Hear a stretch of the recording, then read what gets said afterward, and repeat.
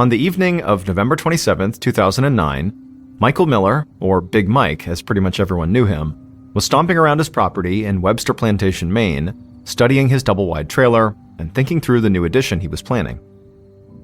Like his nickname suggested, 47-year-old Big Mike was a huge man, and he had a big bushy beard, and he looked right at home in this desolate rural setting. The trailer stood at the center of a snowy clearing along the edge of dark woods. There were no other buildings in sight, since Big Mike's closest neighbor lived almost 20 miles away. His hometown of Webster Plantation wasn't really a town at all. It had a population of 85 people, a one-room town hall, 2 roads, and no streetlights.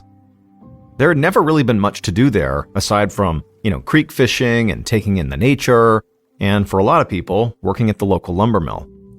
Big Mike had been a seasonal employee there for 29 years, but just 1 week ago, he'd been laid off.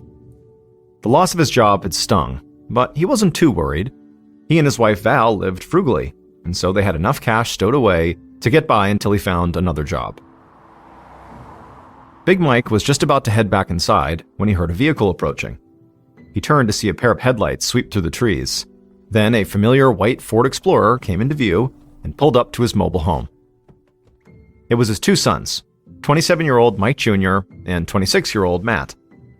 Mike Jr., the oldest son, was like a smaller, clean-shaven version of Big Mike. But Matt was a lot different. He was skinny and pale, with a buzz cut and tattoos along his neck. Matt also had heavy shadows under his eyes, like he hadn't been sleeping well. Big Mike had not expected to see his kids tonight, but was happy for the visit. So he walked up and gave them each a big hug and invited them inside. Then he called out to Val that the boys had stopped by for a visit, and within seconds, his wife appeared from the kitchen with a tin of her famous coffee cakes in hand. At 47 years old, Val was a very energetic and petite woman who looked even smaller standing next to her hulking husband. The family snacked and caught up, and then Val reminded everyone that they had a birthday tomorrow. Matt's baby daughter was turning 1. However, Matt still had not told anyone what the party plans were. Matt said they weren't really planning on doing anything, which Val immediately insisted was ridiculous. She said if Matt didn't want to plan something, well, she and Big Mike would be more than happy to host the party at their place. Matt tried to dissuade her, but finally just caved and agreed to let her host the party as long as it was small. Just immediate family, along with Mike Jr., Matt's girlfriend, as well as Mike Jr.'s best friend, Nate. The 3 of them were practically family anyway. Then Matt excused himself and asked if Big Mike could step outside for a moment. Big Mike's jaw instantly tensed. He could guess where this was heading. And sure enough, the moment they were outside together, Matt asked his father if he could borrow some money. Matt began talking about how he hadn't worked in months and was struggling with all the costs of a new baby. He couldn't even afford gifts or a cake for tomorrow. That's why they hadn't planned a party. When he finally finished his spiel, Big Mike told Matt not to worry about the cake. He and Val would be happy to pick one up before the party. But he couldn't lend Matt money at the moment. For one thing, Big Mike told his younger son that he'd himself just been laid off from his job at the mill, so money was tight for him. And more importantly, he couldn't trust that Matt would actually use the money for his family. Matt looked absolutely furious at his father's response, but he did not push the issue. He just shook his head and headed back into the mobile home, where he asked if Mike Jr. was ready to go. The boys left a few minutes later, giving Val a kiss on the cheek before climbing into Matt's Ford Explorer. Big Mike watched the SUV disappear into the forest, wondering if he had been too hard on Matt. Then he heard Val calling, and he turned to head back inside.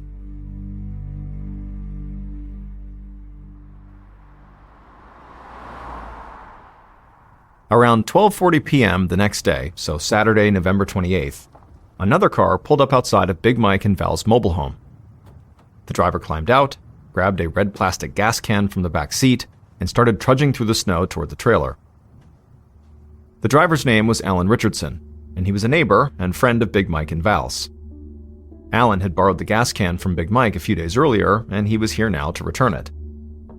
However, when he reached the trailer and knocked on the door, no one responded. Alan tried the door handle and found it was locked. Now, normally, Alan would have assumed that the Millers had just left to run an errand, but he looked and saw both of their vehicles were parked nearby. So he tried knocking again, and when he got no response again, he moved to the nearest window and peered inside. Tilting his head, he was able to make out what appeared to be homemade birthday decorations taped to one wall. There were also paper plates and a few liters of soda sitting out on the counter. It looked like Big Mike and Val were getting ready for a party. But just then, he noticed something disturbing on the kitchen floor. It took him a moment to realize what he was even looking at, but once he did, he nearly fell over backward. Because Big Mike and Val were both sprawled on the floor beside each other, not moving. Once Alan got over the initial shock, he rapped on the glass and called out to them, but they didn't move at all. Alan's hands shook as he pulled out his phone and punched in 911. The moment the dispatcher picked up, Alan told them he'd just discovered the Millers unconscious in their trailer with the door locked. He asked if he should break in and try to help them, but the dispatcher told him that could be dangerous. Whatever caused the Millers to collapse could still be in there, whether it was an electrical problem or a carbon monoxide leak or something else. And so the dispatcher instructed Alan to simply wait until the authorities arrived, which unfortunately would take a while since the nearest police station was over 30 miles away.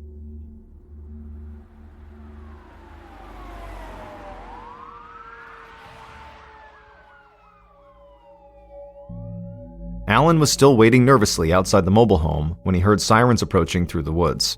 An ambulance rounded a bend in the trees, followed by a police cruiser and a fire engine. And they all pulled up in front of Alan, lights flashing. A police officer wearing a respirator mask told Alan to stand aside, and everyone waited while the firefighters tested the air around the door for carbon monoxide.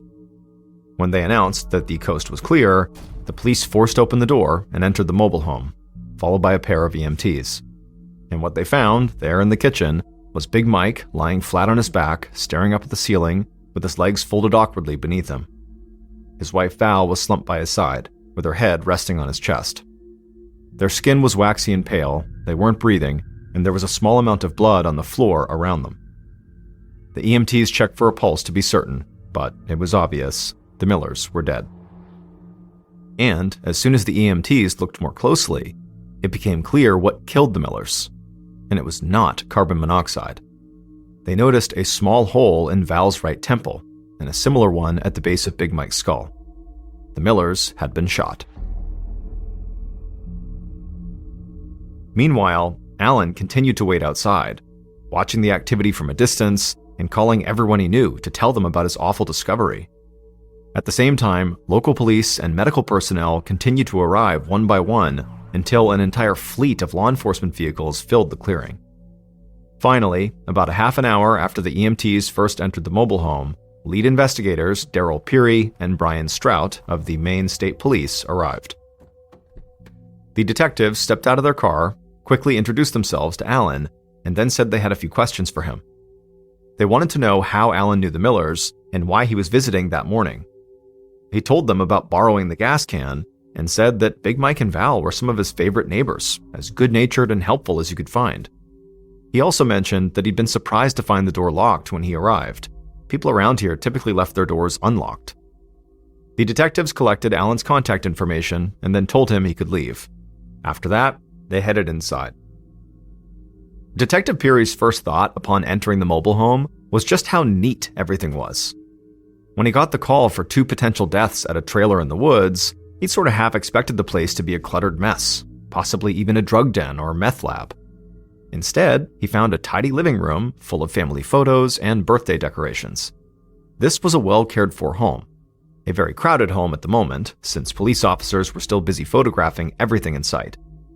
The detectives slipped through the crowd and made their way to the kitchen, where they found the medical examiner crouching over the Millers.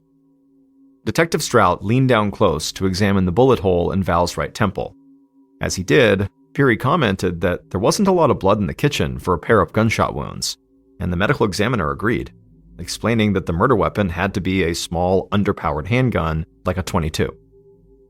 The detectives perked up when they heard this, because they knew such a small gun like a .22 would most likely be used at very close range, and if Big Mike was shot up close from behind, it suggested one of two things. Either he had been held at gunpoint and executed, or he knew his killer and trusted them well enough to invite them into his kitchen and then turn his back on them. Just as they were figuring out which was more likely, A police officer hurried over and said they'd just found something the detectives would want to see. Strout and Peary followed this officer to a small room that was full of shelves. They were stocked floor to ceiling with used electronics, stacks of DVDs, tools, and a small arsenal of firearms. Strout and Perry began walking through the room, pulling out random bins to check on the contents. They couldn't imagine what all this merchandise was doing here. But before they could figure it out, there was a commotion outside. The detectives went back to the living room and looked out the window at a young man in his late 20s flailing his arms in frustration while a sheriff's deputy blocked him from entering the front door. The man kept repeating that he needed to see his mother and father, until finally the deputy just said, "I'm sorry, Mike, they're gone."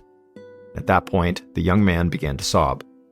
Then he stumbled back to his truck, which was parked alongside all the other law enforcement vehicles.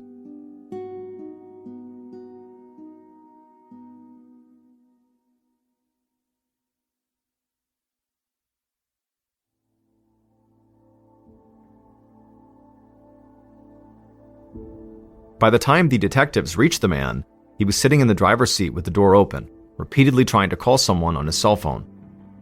Strout and Peary introduced themselves to the young man, who replied that he was Mike Jr., the Millers' oldest son. They asked him why he had come to his parents' place, and he explained that he just heard from a friend that there was some kind of an accident at his mom and dad's place. And so he had brushed over as fast as he could, but he'd never expected to learn that both of his parents were dead. Mike Jr. said he had spent the last few minutes desperately trying to call his younger brother, Matt. Mike wanted to be the one to break the news before Matt heard it from someone else, but unfortunately, Matt wasn't picking up. Now, Mike Jr. set his phone aside and turned to Strout and Peary. He had the look of a man who was in shock, but he said he wanted to help and then offered to tell them anything they wanted to know. The detectives asked him if there was any reason he could think of that somebody might want to hurt his parents. Mike Jr. said what most people say in this situation right after they lose a loved one. He said his parents were great people and everybody loved them. However, as he said this, a worried look came across his face, and he told the detectives that while his dad had worked at the mill, whenever times got tough, he would supplement his income with a lucrative side hustle, operating a pawn shop and loan shark business right out of his mobile home. He said his father also bought and sold prescription narcotics. The whole operation was unlicensed and totally illegal, but this far from civilization, most people didn't care. Big Mike had a long list of regular customers who would often stop by out of the blue. This information cast the murders in a whole new light for the detectives. Big Mike and Val weren't just some respected couple mysteriously gunned down in their family home. They were the owners of a shady, illegal business that very likely could have turned their trailer into a revolving door of unsavory characters. And the detectives figured Big Mike must have had large amounts of cash on hand to run his loan business. Maybe a desperate individual who did business with Mike saw him as an easy target. Detective Strout was now itching to get back inside the mobile home and verify whether anything was missing. But first, he asked Mike Jr. when he last heard from his parents. Mike Jr. said he'd spoken to his mother around 10 a.m. that morning to firm up details for his niece's birthday party, which Big Mike and Val were supposed to host that afternoon at their mobile home. Mike also said it sounded like his parents weren't alone because when he spoke to her, he heard people talking in the background. And he actually recognized one of the voices as his cousin, a man who was named Clayton Giddon. The detectives made a note that Clayton Giddon could have been the last person to see the Millers alive. After they wrapped up with Mike Jr., Detective Strout called the state police headquarters to try to get background information on Clayton. At the same time, Peary went back inside the trailer. He wanted to get a second look at the storage room where Big Mike had been running his business. And when he got back there and looked around at the cluttered space, it was impossible to say for sure whether anything had been taken. That is, until Peary found an orderly stack of ledgers on a shelf. Flipping through these pages, it quickly became clear that Big Mike had kept meticulous records. Everything he'd bought or sold and every dime he lent was marked and dated. And from the information on these records, Peary could see that a safe where Mike stored jewelry and other high-value items was clearly missing. He also couldn't find one ledger book from the set, which looked like it was the one that was used to track Big Mike's loans. And so Peary was thinking more than ever that robbery had to be the motive for the murders when his partner, Detective Strout, came in to join him. Strout said he had just spoken to the office, who had given him an address for Clayton Giddon, Mike Jr.'s cousin. He was located in the nearby tiny town of Springfield. Strout told his partner that Clayton was apparently an avid hunter, which meant he very likely owned a lot of guns. Now, both detectives were even more eager to talk to him.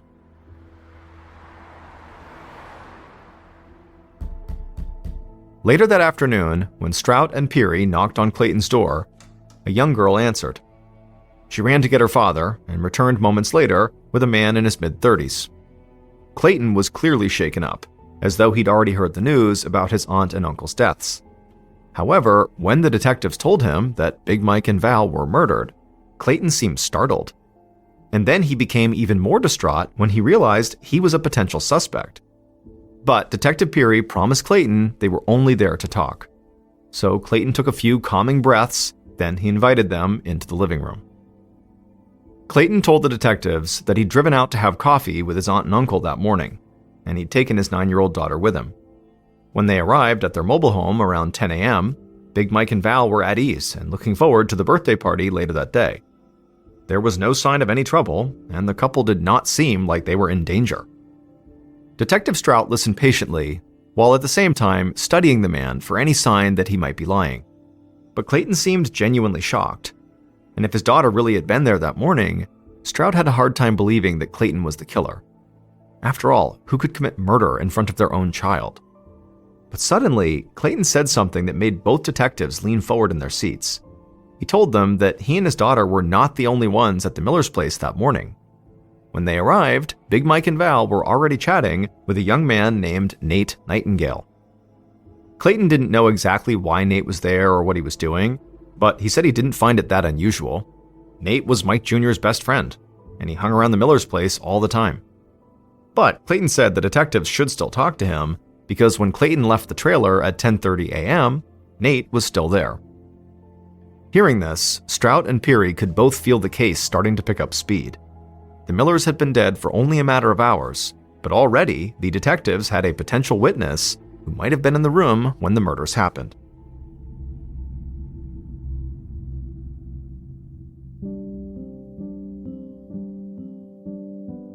When the detectives met at the state police office the following day, November 29th, they found new information waiting for them. The autopsy results had come in, and they confirmed that Big Mike and Val were killed with a .22 caliber pistol. This cemented the detectives' suspicions that they'd both been shot at close range, likely right there in their kitchen. The office had also pulled Big Mike's phone records, showing that he'd called a friend at 10:40 a.m. The detectives would contact this friend, and they would confirm that yep, Big Mike had called them, and during their conversation, nothing had seemed off. That left a narrow 2-hour window when Big Mike and Val could have been shot. Big Mike was very much alive at 10:40 a.m., but the couple was dead by 12:44 p.m. when Alan Richardson, the neighbor, had called 911. So Strout and Peary got to work tracking down Nate Nightingale, perhaps the last known person to see the victims alive.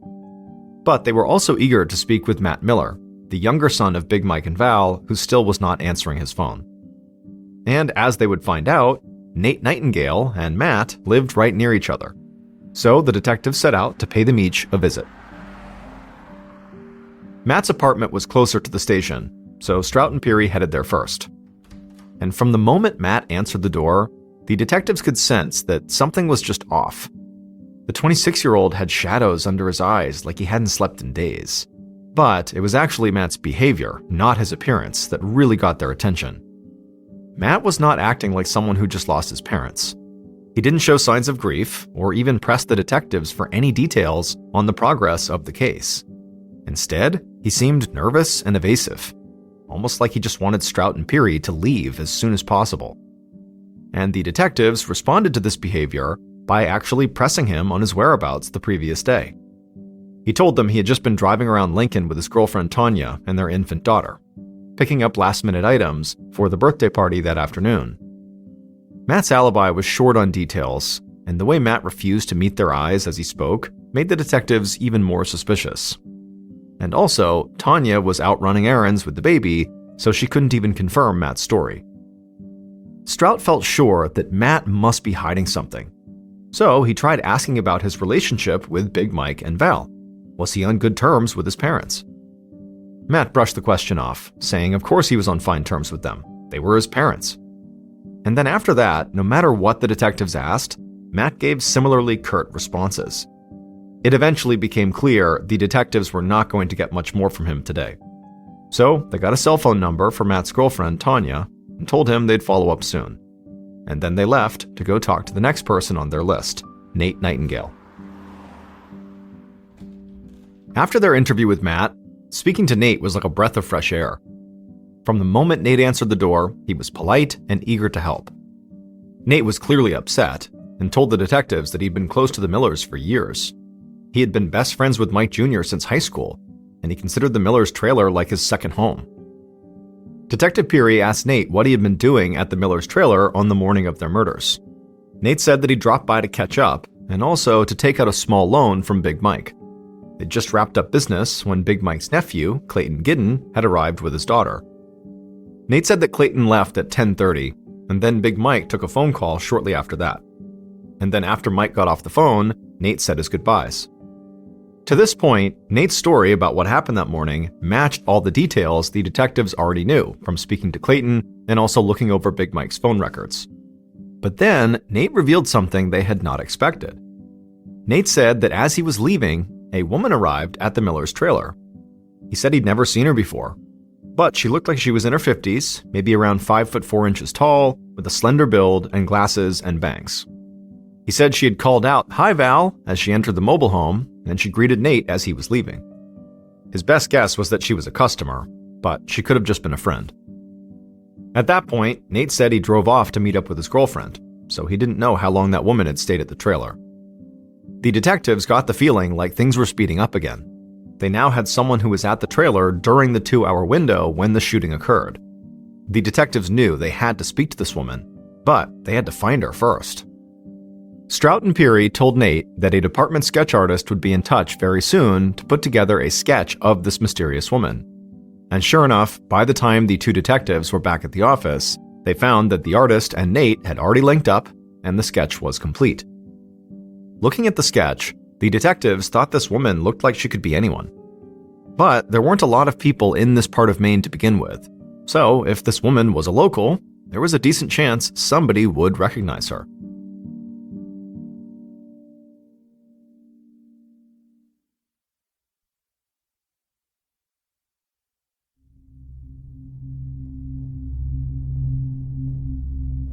On December 1st, 2009, so 3 days after the Millers' murder, the detectives hosted a press conference where they officially disclosed what many people already knew. The Millers' deaths had been ruled a double homicide. Then, they also released the forensic sketch of the mystery woman, saying she was an important person of interest in the case. Anyone who recognized her was encouraged to call the investigators as soon as possible. Right after the press conference, police posted copies of the sketch all over town, while others went door to door asking if anyone knew the woman. And soon, calls started to come from people all around the state who said they did recognize her. The detectives were just starting to look into these tips when Matt Miller's girlfriend, Tanya, finally returned their call from 2 days ago. They asked her where Matt had been on the morning of the murders, wondering if she would confirm Matt's claim that she'd spent the morning driving around with him looking for gifts. But instead, Tanya insisted she had not been with Matt at all that morning. She said on Saturday morning, Matt had walked out the door without saying where he was going. And for the next 2 hours, nobody could reach him, which was extremely frustrating considering they were supposed to be getting ready for their daughter's birthday party that afternoon. She said he finally returned around noon, but refused to say where he'd been. The detectives were astonished. Matt had clearly lied to them, and his own girlfriend was now saying that she herself didn't know where Matt was during the time of the murders. They considered driving over to pick Matt up for questioning, but decided to hold off until they could gather more information. The detectives already knew Matt had a criminal record. There was an outstanding arrest warrant out for him for writing bad checks. But now, Strout and Peary wondered if he might be involved in more illegal activity. For the next 3 days, the detectives quietly contacted people throughout the area, pressing for information about Matt. And what they learned was that Matt was clearly addicted to prescription drugs and had recently begun selling personal items, including his own Xbox, so he could buy more.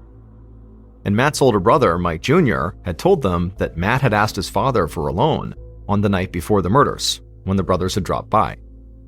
Big Mike had apparently turned him down, most likely because he knew Matt would simply blow the money on drugs. But the most damning tip of all didn't have anything to do with Matt's addiction or his criminal past. A local resident told the detectives they'd seen Matt's white Ford Explorer in the vicinity of his parents' house on the morning of the murders. This was something Matt had never disclosed to the police, and it potentially put him at the scene during the 2-hour window when Big Mike and Val were murdered. At this point, Strout and Peary knew it was time to talk to Matt again. They were not quite ready to charge him with his parents' murders, but the facts were quickly stacking up against him. So on December 3rd, 5 days after the murders, they arrested Matt on that outstanding bounced check charge and brought him in for questioning. Once they put him in a room, they pushed him hard, telling him they knew he killed his parents. And Matt just denied everything, while at the same time becoming increasingly emotional. But after hours of intense interrogation, Matt stuck to his story that he never would hurt his parents, and even the detectives started to wonder if they had it wrong. So they ultimately sent Matt back to a holding cell and then stepped out of the interview room to regroup. And that's when they got a tip that reassured them they were on the right track. A local man called to say that on the evening before Big Mike and Val were killed, Matt had called him up looking to buy a gun. He even specified he wanted a .22 caliber pistol, which, according to the autopsy, was the type of gun used to commit the murders. The man said the firearms sale had not gone through, but the detectives figured Matt still could have kept on looking and eventually gotten his hands on a .22. With this new tip, the detectives marched back into the holding cell where Matt sat on his bed and told him what they'd learned. Matt immediately insisted that the tip was false, saying he never tried to buy a gun that night. But the stress of the interrogation was clearly wearing on him, and finally he broke down and confessed. Not to murdering his parents, but to lying about his alibi. He said that on the morning of the murders, he was meeting with a drug dealer not far from his parents' place.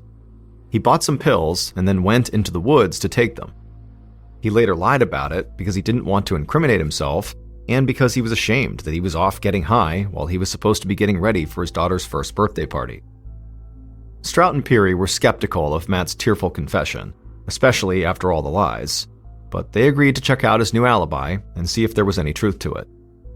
The detectives began by pulling security camera footage from businesses along the route Matt said he took. It was a very tedious process that took 2 full days, as the detectives scrubbed hours of footage looking for Matt's white Ford Explorer.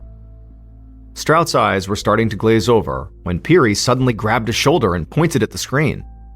The footage showed a familiar car traveling away from the Miller's place at 11:25 a.m. on November 28th, the morning of the murders. The detectives stared at the grainy footage, slowly realizing what this meant. The footage conclusively showed that the car's driver had lied about their alibi and had been close to the trailer around the time the crime was committed. Strout and Peary leapt into action. They sent officers out to bring that driver in for questioning. But before the arrest warrant could ever be drawn up, Peary's phone rang. He answered it, and there was a woman on the line. Peary did not recognize her voice, but she told him she had vital information about the Miller's case. For a moment, Peary was ready to write this off as just another bad tip. He and Strout had been fielding calls all week from people who claimed to recognize the mystery woman from the forensic sketch, and every one of those calls had been a dead end. But this one was different. The caller didn't mention the mystery woman at all. Instead, she said she actually knew who killed Big Mike and Val. And as the detectives listened to her story, the last piece of the puzzle fell into place.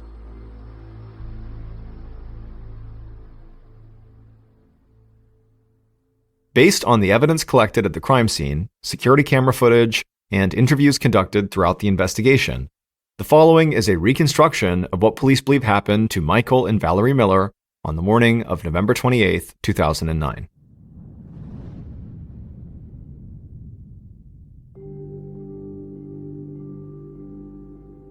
Early that morning, the killer was home in their apartment, rifling through drawers in search of something, anything, that they could quickly turn into cash. They'd already pawned or sold their video game console, DVD player, and sound system, along with pretty much everything else of value. Now they were broke again and getting desperate. Suddenly, their hand closed around a metal grip. They pulled the object from the drawer, and they felt a rush of exhilaration as they stared down at the .22 caliber pistol in their hand. It wasn't what they'd initially planned to sell, but this gun could get them all the cash they needed.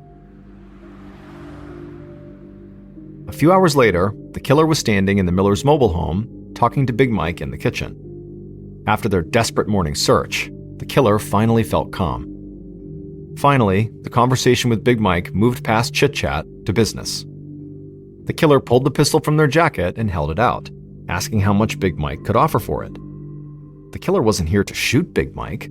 They had come to pawn the gun. Big Mike looked the weapon over thoughtfully, then gave his answer. The killer blinked, then shrugged and nodded, feeling a bit disappointed.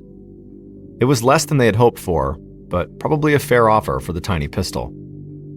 Big Mike handed the gun back over and said he would need to grab his business ledger from the storage room, and then he turned, but before Mike took a single step, the killer's finger brushed against the trigger. The hammer was still cocked from Big Mike's examination, and the gun went off. The killer jumped from surprise as Big Mike collapsed, his enormous body slumping to the floor of the kitchen. Val screamed and rushed into the room, instantly dropping to her husband's side. In an instant, the killer realized what they'd just done. They had shot Big Mike in the head. Maybe Val would believe this was an accident. Maybe she wouldn't. But right now, all the killer wanted was for her screaming to stop. Without really understanding why, the killer raised the gun and fired, this time on purpose. Val's scream was cut short as a bullet hit her in the head, and she collapsed onto her husband. The killer just stared down at the crumpled bodies, horrified by what they'd just done. The situation felt so unreal, but as the seconds ticked by and Big Mike and Val didn't move, the killer knew they were dead. Then, the killer realized that if they didn't want to spend the rest of their life in prison, they would need to get out of the mobile home right now. And they were about to flee when a thought suddenly struck them. They came here for money, and Big Mike would not be needing money anymore. Besides, it might be good for the killer if the police thought the shooting was part of a robbery. So, the killer ran for the storage room. They threw the door open and stood there for a moment, taking stock of the guns and electronics. The killer knew they couldn't carry very much, so they decided to take the safe. Before leaving, the killer stopped to consider Big Mike's business ledgers. They knew these books would include the sizable loans the killer had taken out from him in the past. And this made the killer nervous. So the killer quickly flipped through the pages of the ledger books until they found one containing their own name. They tucked that ledger under their arm, picked up the small but heavy safe, and left the storage room. They avoided looking at the bodies on the kitchen floor as they shuffled past, and they just continued to drag the safe out of the mobile home back to their car. Before leaving, they doubled back to lock the trailer's door. With any luck, that would delay the bodies from being discovered, and hopefully buy the killer a bit more time. A few minutes later, the killer was speeding away, and they were so focused on just getting out of town that they didn't notice the closed-circuit cameras aimed at the road. When Detective Strout and Detective Peary reviewed the camera footage 2 weeks later, they didn't see the white Ford Explorer they were looking for, because Matt Miller was not the killer. It was Nate Nightingale, the best friend of Mike Jr., who the Millers had treated almost like a third son.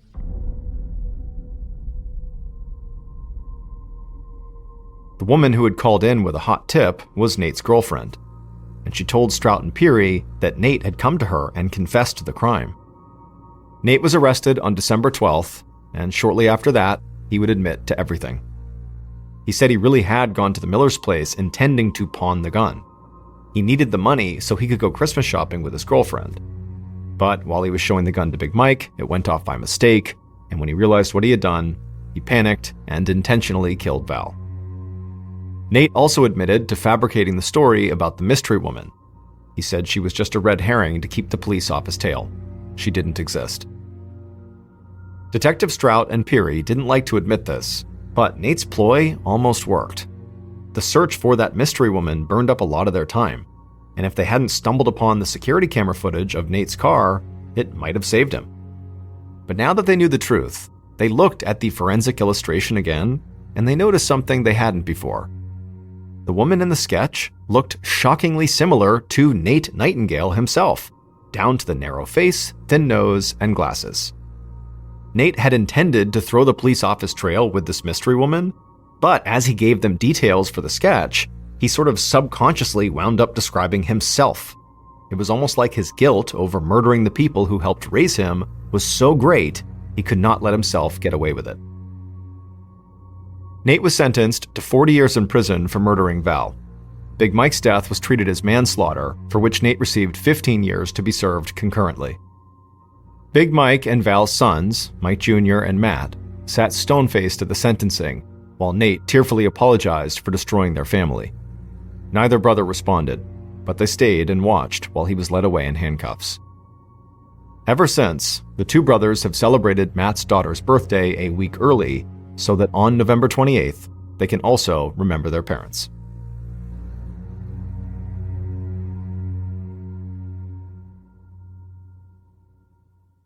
Late one night in the summer of 1977, a large radio telescope in Ohio intercepted a very unique signal. The telescope was searching the sky on behalf of an organization called SETI, which is the Search for Extraterrestrial Intelligence, and the signal, although it only lasted 72 seconds, fit the profile of a message beamed to us from another world. Jerry Amon, who was a project scientist for SETI, was flipping through some of the computer printouts generated by the telescope when he noticed a series of letters. Now, the way this particular radio telescope worked is it pretty much constantly picked up a signal, but that signal was a very low background hum of static, and that was represented in 0, 1, 2, 3, 4, 5. All those low numbers are representative of that basic background sound that they just write off. It doesn't matter. Occasionally, the telescope would pick up a higher number on the readout, like a 7, an 8, a 9, and even above that, it transitions to letters to represent louder radio signals. But all of those higher signals had a rational explanation. Either they were anomalous or they were tied to something very natural and ordinary.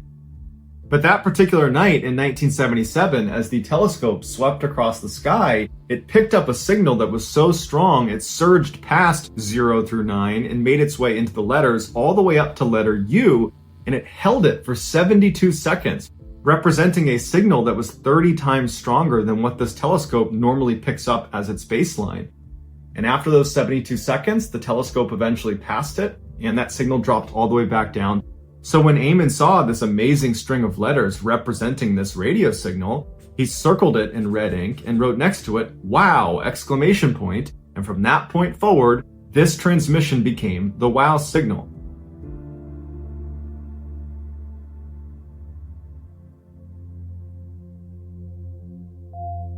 One of the main reasons the WOW signal was not immediately cast out as some anomaly or chalked up to some other natural occurrence is because of what we understand about radio wave transmission. The goal of this radio telescope was to try to pick up radio signals coming in from other worlds. And so the way they did that is they opened up a whole bunch of different channels, receivers, they had 50 of them, and anytime they were aiming their dish in a direction of the sky, if there was any radio waves coming towards them, they tried to capture them on different radio frequencies. If you were aiming your antenna in a direction where natural radio waves were coming towards you, it would hit one channel and then diffuse over adjacent channels because it's not a targeted radio wave. It's natural. It's more like a shotgun blast. Non-natural radio waves, like the ones we're familiar with when we listen to the radio, listen to music, those are targeted radio waves, meaning when they were sent out in a very narrow band. They were sent out on a single frequency. And only people that have turned to that particular frequency or that particular receiver are going to hear your message. That is a non-natural radio wave. The night that the WOW signal was picked up, it was only picked up on one channel. It did not diffuse over the others, meaning the WOW signal is not natural and was created by someone or something. And for the SETI researchers that are literally combing the sky for signs of extraterrestrial life, This is exactly what they were looking for. It is what an intelligent life form would do to try to communicate. They would use one radio frequency to demonstrate this is intentional. But despite decades of professional and amateur astronomers searching the sky for this wow signal, it's never been found again. While there's many theories about what could have caused the wow signal, obviously ranging from extraterrestrial life to a comet that passed by in 1977 that we only recently knew about, to a secret spy satellite, the bottom line is, to this day, we cannot adequately explain it. It remains the best evidence of alien communication ever obtained.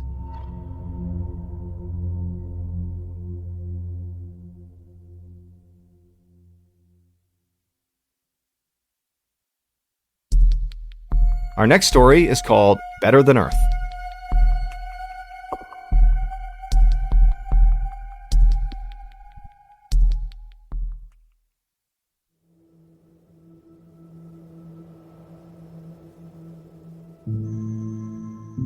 Just 30 years ago, we had not discovered a single planet outside of our solar system. Today, we've discovered over 4,500 of them, and of all those planets we're discovering, 1 in 5 of them, scientists now say, are most likely habitable. There's really 2 criteria for a planet to be considered habitable. 1, it needs to be rocky, and 2, it needs to fall into the Goldilocks zone, where it's in its star's orbit in a place where it's neither too hot or too cold, allowing water to be in liquid form.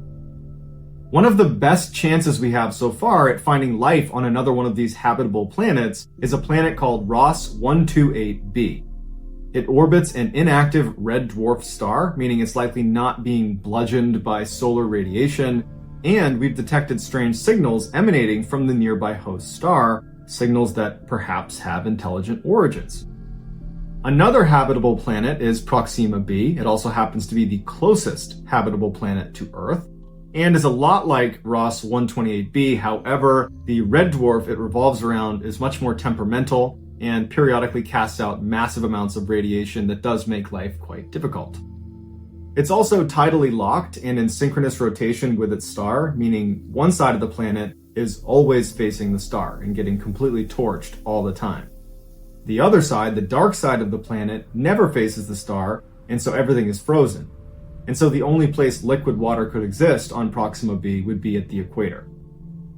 Another area of the universe that scientists are focused on to try to see if there's life there right now, or could be life, is an area called the TRAPPIST-1 system.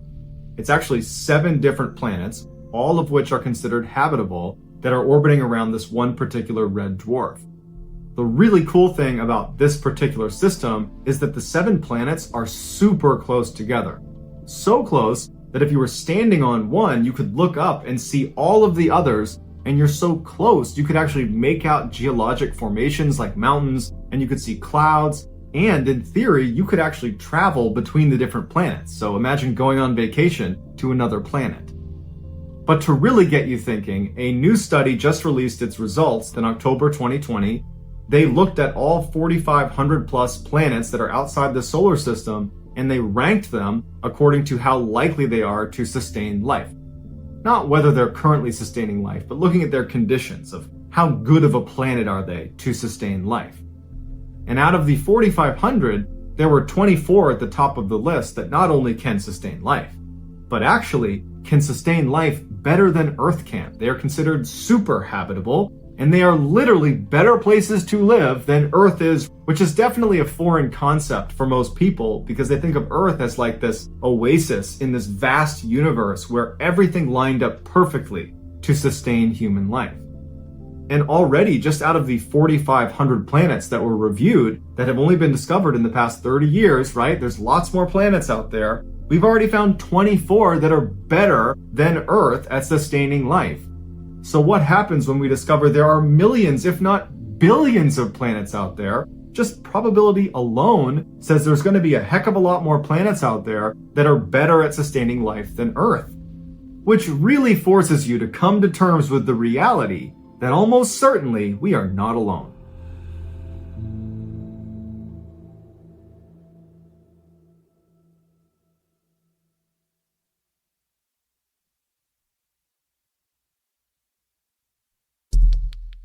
The next and final story of today's episode is called Don't Sleep.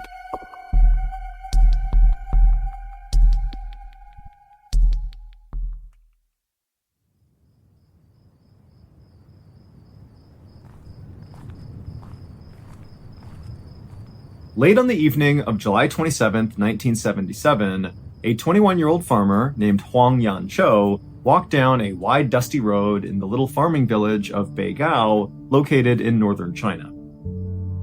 It had been a very hard day on the rice farm where Huang worked because they were all preparing for the autumn harvest. But even though Huang was totally exhausted and worn down, as he walked down this road, he was whistling an upbeat tune. Because for the first time in a long time, Huang was actually excited about the future.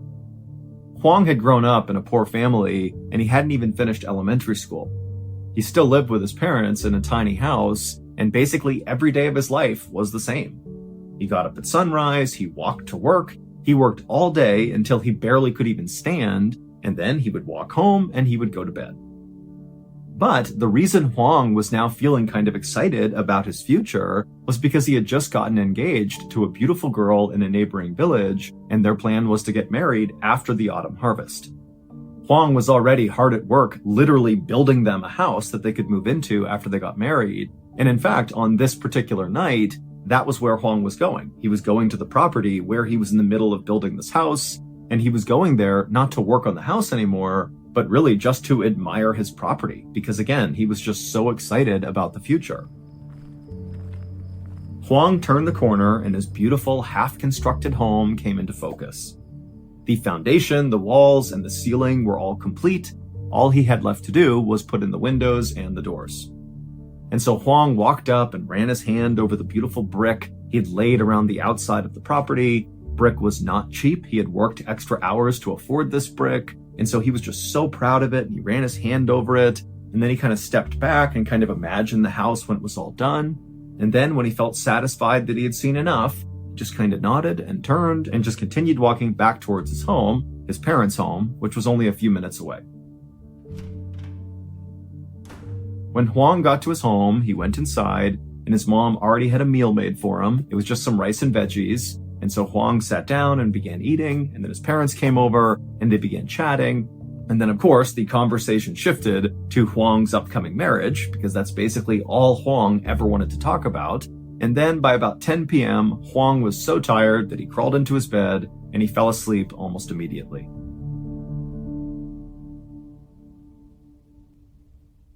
The next morning, when Huang's parents woke up, they discovered that Huang was not in his bed. Now, this was not totally unusual because they knew their son was a really hard worker, and it wasn't unusual for him to wake up really, really early to head out to the farm to begin his workday.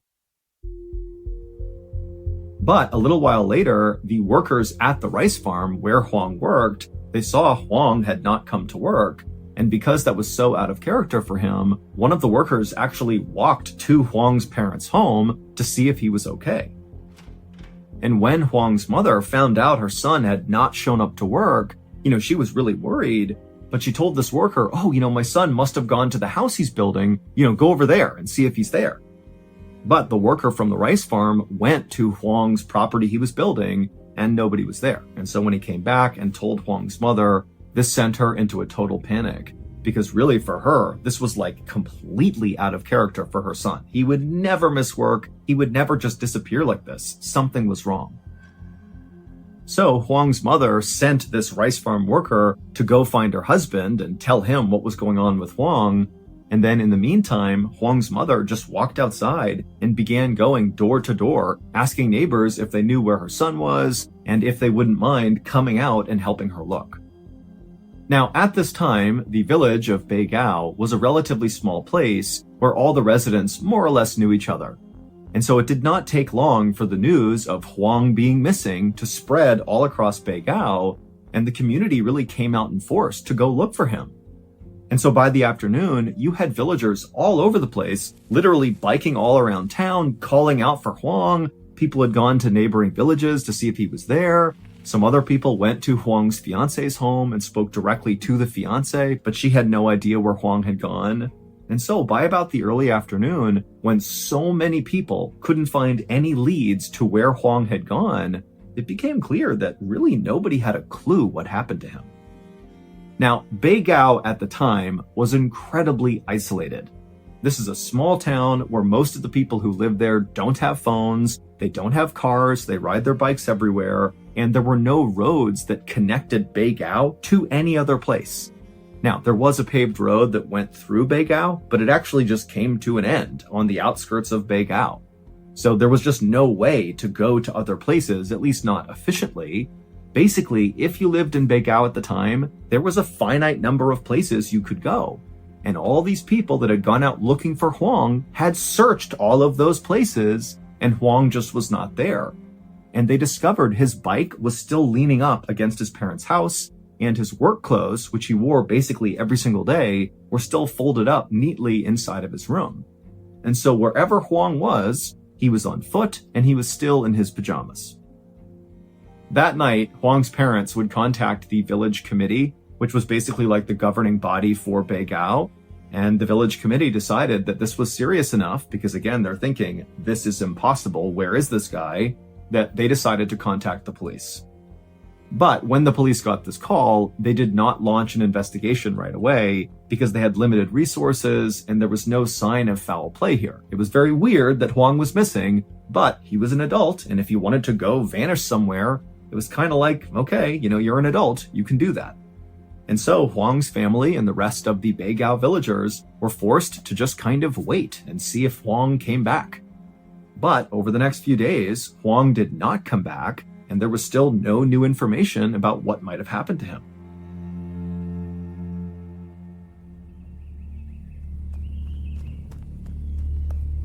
Early on the morning of August 5th, so 8 days after Huang went missing, and still by this point there's no sign of him, the deputy director of the Beigao Village Committee came running up the road to Huang's parents' house and knocked on the door. When the door opened up, it was Huang's father, and the deputy director handed him a telegram he had just gotten and said, "Read it." And so Huang's father took the telegram and began reading it, and as he did, his eyes went wide, and then when he was done, he looked up and he was just so confused.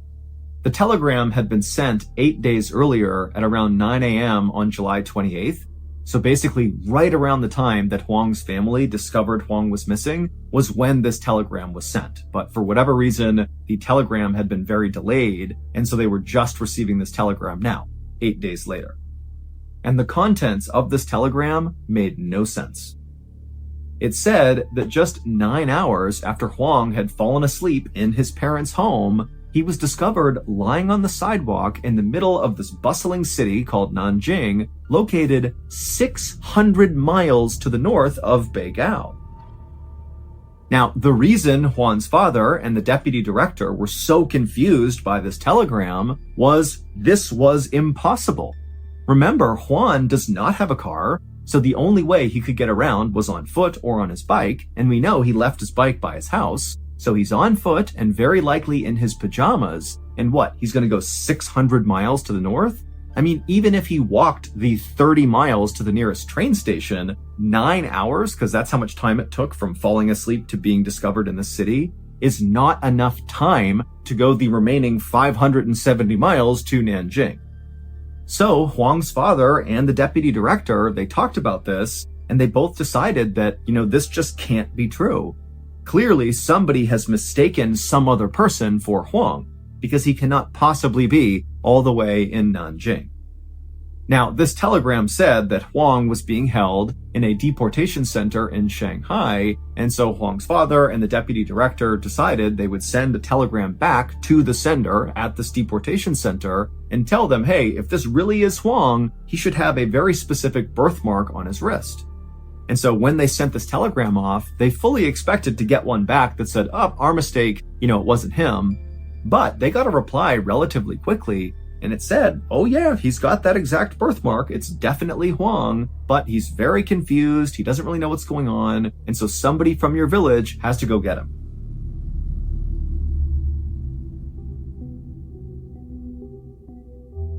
Huang arrived back home in the middle of August, so about 2 weeks after he had gone missing.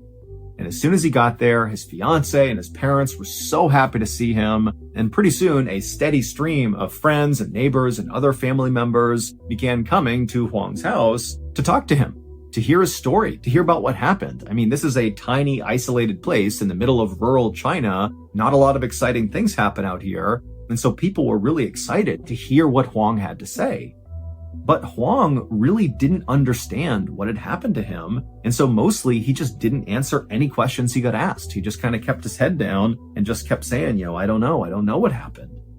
And then really when his family pressed him and said, you got to tell us, this is so crazy. What happened? He would say, look, I'm going to tell you what happened, but I don't even know if I can believe the things I'm going to tell you. And so Huang would say, all he could remember was he went to bed in his own bed in Beigao. And then the next morning he woke up and he was laying on the sidewalk. And when he opened his eyes, he saw there was this big swimming pool, and then near it was a sign that said Nanjing. And so that was how he put together that he was in Nanjing. And then almost immediately, these two police officers wearing all white just kind of appeared out of nowhere, and they walked up to Huang, they scooped him up, and without really saying anything to him, they brought him to that deportation center in Shanghai, which is a place where people who seem confused or mentally ill would be sent in order to help them get home. And that was it. That was Huang's entire story, that he just basically woke up in Nanjing with no idea how he got there. And so after he told his family, they all just kind of looked at him like, really? That's what happened? That makes no sense. But Huang, he was completely lucid. He was explaining it really specifically and really simply. He looked and sounded exactly like he normally did, and he seemed very honest as he was telling the story. Over the next few weeks, Huang kind of reintegrated back into his life, but things just were not the same. People were now scared of him. Kids literally ran away from him when they saw him because rumors were going around town that he himself, his body, was haunted or something. And so kids were scared of him, and other villagers would openly gossip about him right in front of him. Even his beloved fiance admitted to feeling really uncomfortable around him now. And while all of this was obviously very upsetting for Huang, he did also understand why people were acting this way. This is a very anomalous thing that's happened to him, and he did not have a good explanation for this totally insane event that he was a part of. And so he just kind of got it. And in fact, Huang himself was kind of terrified of himself. At night when he would go to bed, he would be terrified that the second he closed his eyes, he was going to be transported hundreds or thousands of miles away to some totally unknown place, and maybe this time he wouldn't even be able to get back again. But as the days wore on, Huang continued to wake up in his own bed in Beigao, which over time kind of made him feel more secure that whatever happened to him was a one-time thing and it's not going to happen again. However, Huang would be wrong.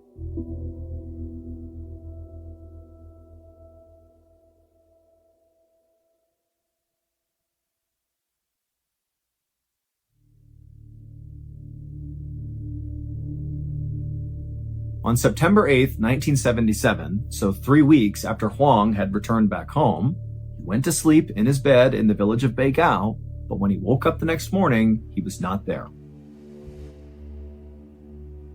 The first thing Huang noticed when he woke up that morning were the sounds around him were totally different. They were not right.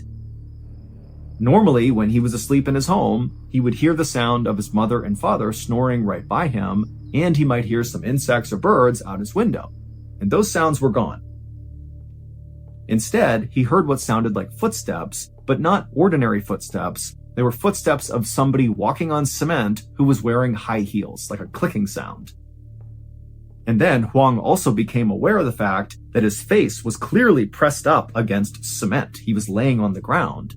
But Huang couldn't open his eyes. As hard as he tried, he couldn't do it. He couldn't move his body. And so he's just laying there on cement with his eyes closed, listening to the sound of these footsteps, these high heels, getting closer and closer and closer. And as they did, his anxiety was growing and growing. He had no idea who this person was. And then these footsteps, they got right up to him and then passed by him. And Huang felt the breeze as this person walked right past him. And then after this person in high heels had kind of walked off in the other direction, Huang finally was able to wrench open his eyes, and he sat up and he looked around, and one, he couldn't find anybody. It was totally abandoned all around him. So whoever had those high heels on had somehow vanished in plain sight.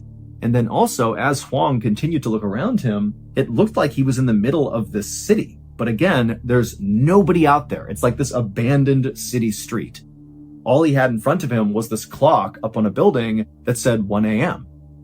And so pretty soon, Huang was just kind of walking in circles, screaming out for help.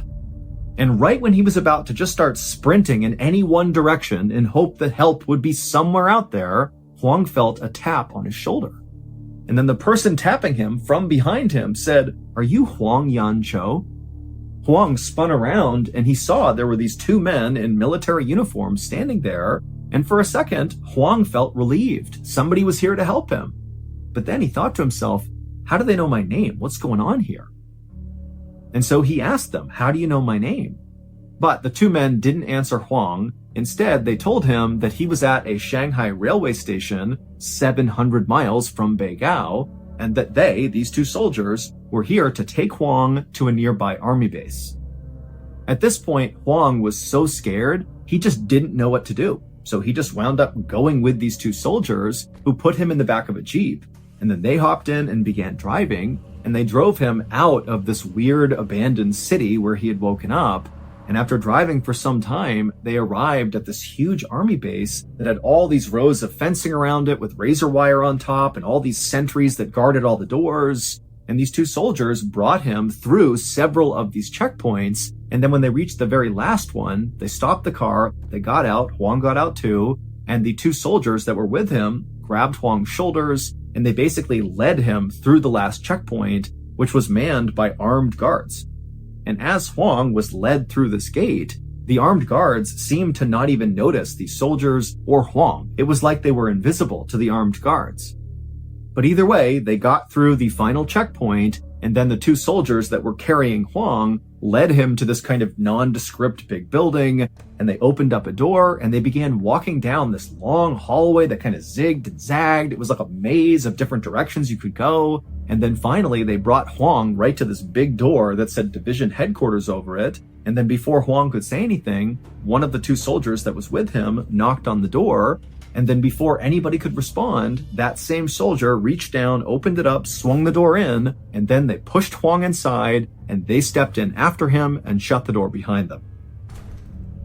In front of Huang was this big desk, and sitting behind this desk was a very senior-looking military official wearing a uniform. And this official, when they looked up and saw Huang standing there, they got up to their feet and put their hands on their gun and said, "What are you doing here? How'd you get in here?" And Huang, sensing there was something wrong, threw his hands up to show he was not a threat and pointed behind him and said, "They brought me here."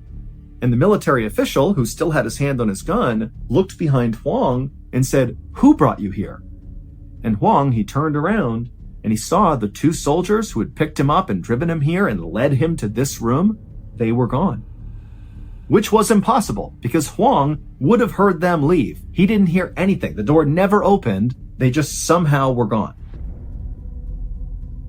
A second later, the senior military official had pulled out his radio and he was screaming commands. And then another second later, armed soldiers came running into the room. They grabbed Huang, who still had his hands up. They came in, they arrested Huang, and they began asking him all these questions about how he got in here. How did you get through the guards? Did you climb the fence? Did you cut the fence? How did you get in here? It's not possible that you are here right now. But Huang did not have any answers. All he could say was, "The two soldiers, they brought me here."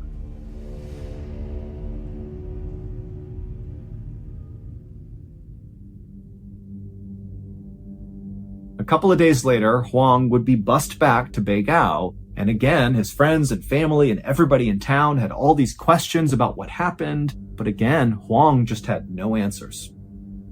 And then just 11 days after coming back home the second time, Huang would disappear again. And this time he would tell people he encountered two men who told him they were the same two men from the other two times he had gone missing. You had the first instance where he woke up and two police officers in white picked him up off the ground and brought him to the deportation center. And then the second time was the military base where you had those two soldiers who brought him through the gates and brought him to division headquarters.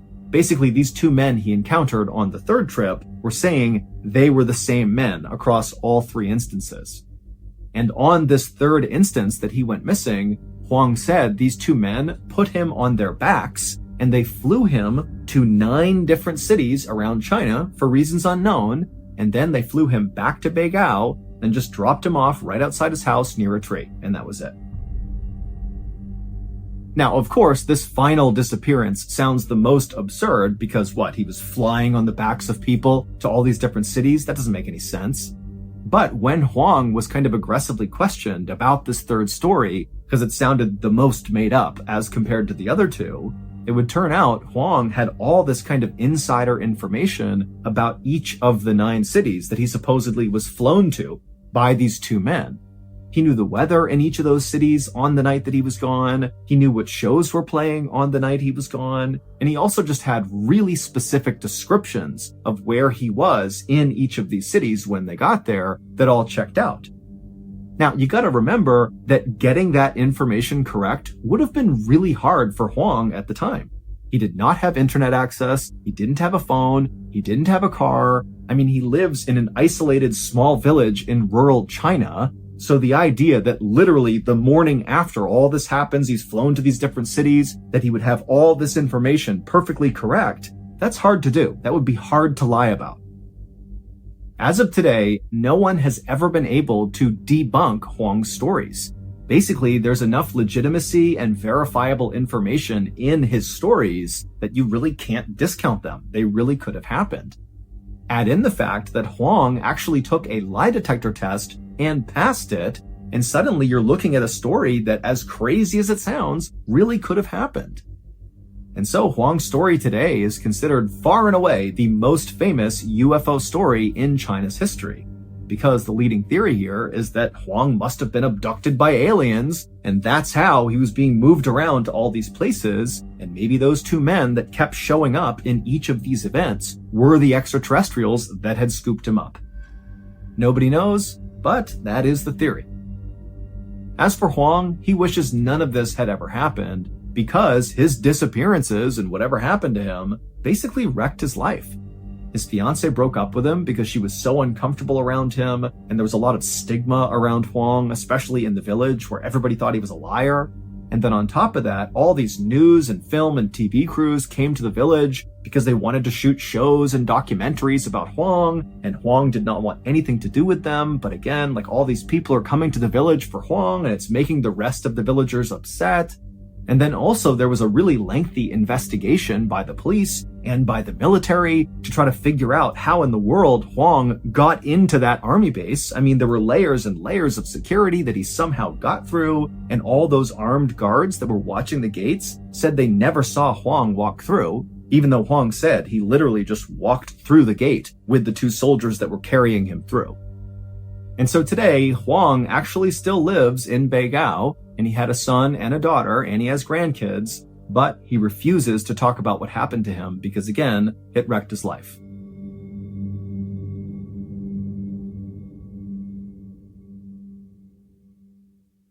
March of 2005, a 67-year-old retired teacher named Jane Miller woke up at her home in Ohio. She yawned and stretched, feeling well rested after a relaxing weekend. The previous day, she'd gone to church with her family, then out to breakfast at their favorite diner, and she'd spent the rest of the day picking up around her house at a very leisurely pace. But after Jane sat up in her bed and rubbed her eyes and then opened them again, she yelped in shock. There, floating directly over her, was a disembodied head. Jane frantically reached over to her nightstand and grabbed her glasses. She slid them up her nose and looked again, hoping to see something different, i.e. not a floating face. But nope, it was definitely a floating face hovering right near the ceiling. And this face, in addition to being very odd because it's floating around in a room, also just looked totally bizarre. The head was shaped almost like a football, and it had piercing eyes and these yellowed buck teeth. And the face stared down at Jane with a hint of malice in its expression. Jane was obviously terrified. She leapt out of bed and raced downstairs to get away from this ghost in her room. Adrenaline was coursing through Jane's body as she fought to catch her breath, and when she reached the kitchen, she whipped around, and luckily, the ghost face was now gone and had not followed her. With shaking hands, she grabbed the phone and called her older sister, Melissa. She knew that if anybody would believe this story, it would be her big sister. 10 minutes later, Melissa flew down the street towards her sister's house, risking a speeding ticket in this residential neighborhood to get to Jane's house faster. She pulled into Jane's driveway and threw the car into park, and then ran up the walkway to Jane's house. The moment Melissa stepped inside of Jane's house, immediately something felt off. She couldn't explain it. There was just a coldness in the air. She called out for Jane and found her sister in the kitchen, still in her PJs, sitting in front of an uneaten bowl of cereal. It had been sitting there so long that the Cheerios were bloated and soggy. Jane looked up at Melissa, but her eyes were distant and her face was pale and scared as she whispered that the faces were now above her and beside her and everywhere else she looked. Melissa glanced around, but all she saw was the empty kitchen and her sister sitting there with her soggy bowl of cereal. And so Melissa just asked Jane, like, "Hey, are you feeling okay?" And Jane nodded and said, "I'm not crazy, I'm telling you the truth." And suddenly, Melissa just felt so bad for Jane, and she assured her that, you know what, everything's gonna be fine. She told Jane, "I don't think you're crazy," but inside, Melissa thought, oh my goodness, something mentally could be wrong with her. And that's when a realization dawned on Melissa, and she felt a chill run up her spine. Melissa had read about this kind of thing on Facebook, and she knew exactly who she needed to call. The next day, Melissa was back at Jane's house, anxiously anticipating the arrival of her guest. Just then, she heard a knock at the door, and Melissa raced over to greet Father Raymond Smith. He'd been the pastor at Melissa's church for almost 15 years, and Melissa hoped he'd be able to help Jane. Melissa thanked Father Smith for coming over on such short notice, and she explained how worried she was for Jane, and invited him to follow her upstairs to Jane's bedroom. Father Smith smiled and told Melissa that whatever was going on with her sister, they would get to the bottom of it. Melissa crept up the stairs to Jane's bedroom with the sound of Father Smith's footsteps right behind her. And right as Melissa reached the top of the stairs and turned the corner into Jane's bedroom, a wave of icy cold seemed to hit her. To Melissa, it immediately seemed like malicious presences were hovering all around her sister, and they didn't like it when Melissa was in the room. Jane was lying in her bed, the covers pulled up to her face. Melissa knew her sister had her eyes closed under there because pitch darkness made it harder to see all the menacing faces all around her. Melissa quietly told Jane that help had finally arrived, and Jane, when she heard this, threw back the covers to see who was there. She blinked and said hello to Father Smith, though she was clearly surprised to see him there. Melissa smiled to herself because this had been her intention, to make sure the creatures that were menacing Jane had no idea who was coming over here. Melissa turned to Father Smith and invited him to begin.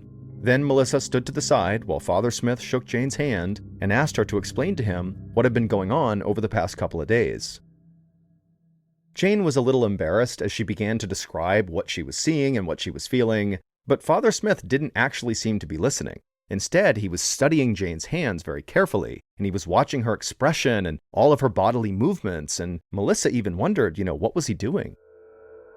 Finally, after Jane stopped explaining what was going on with her, Father Smith told Jane why he was there. He said her sister, Melissa, had called him yesterday, worried that Jane was suffering from demonic possession. Melissa nodded in the corner. From the moment Jane had described the hallucinations to her, Melissa suspected that a dark entity was possessing her sister, and so she'd called Father Smith in the hopes that he could identify the demons and maybe perform an exorcism to get rid of them. Father Smith was the most devout priest Melissa had ever met. If he couldn't banish the demons back to hell, it was doubtful anybody else could. Except when Father Smith spoke again, he looked at Melissa and told her that he actually wasn't sure there were any demons to banish here. He explained that as Jane was speaking, he'd been trying to see if she had full control of her body, and from what he could tell, Jane was fully in charge of her movements. He hadn't seen any of the involuntary twitches or tics that typically accompany demonic possession. Then the father looked back at Jane and asked her to follow the movement of his finger as he whirled it all around in front of her. Father Smith just shook his head as he watched Jane follow his finger flawlessly, and then Father Smith said that, in his opinion, Jane needed to see a doctor, not an exorcist. Melissa was sort of dumbfounded and asked Father Smith if he was absolutely sure, and Father Smith said that, yeah, the dead giveaway to him at least was that Jane knew her hallucinations were not real. But Father Smith promised that if doctors could not figure out what was wrong with Jane, Well, the church would call a certified exorcist who was properly trained within the Catholic Church, and that exorcist could examine Jane's psychological state and determine whether she was genuinely possessed or not. Melissa decided this was a good compromise and agreed to take Jane to a hospital right away. Father Smith thanked her and then offered to pray over Jane before he left. Melissa said that would be nice and prayed silently as Father Smith recited a blessing with his hands outstretched.